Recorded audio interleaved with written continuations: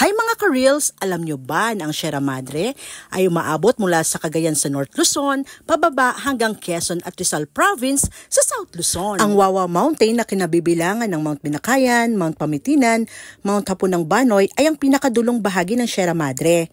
Ibig sabihin kapag nakapag-hike ka doon ay nasa Sierra Madre ka mismo. Alam nyo rin ba mga ka-reels na ang Sierra Madre ay located sa eastern side of Luzon kung saan nakaharap siya sa Pacific Ocean na nasa east din. Sa Pacific Ocean, nabubuo ang mga bagyo na tumatama sa Pilipinas. So ano ngayon ang kahalagahan ng Sierra Madre sa Pilipinas?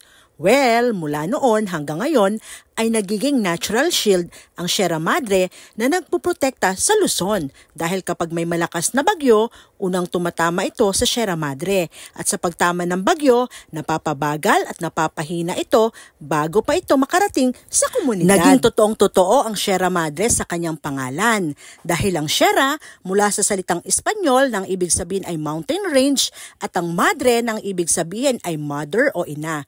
Ang literal na meaning ay Mother Mountain Range. Gaya ng isang ina, it protects, shelters, and gives life from typhoons to forest and wildlife. Na-imagine nyo ba mga ka-reels na kung mawawala ang Sierra Madre, sino pa ang puprotekta sa atin?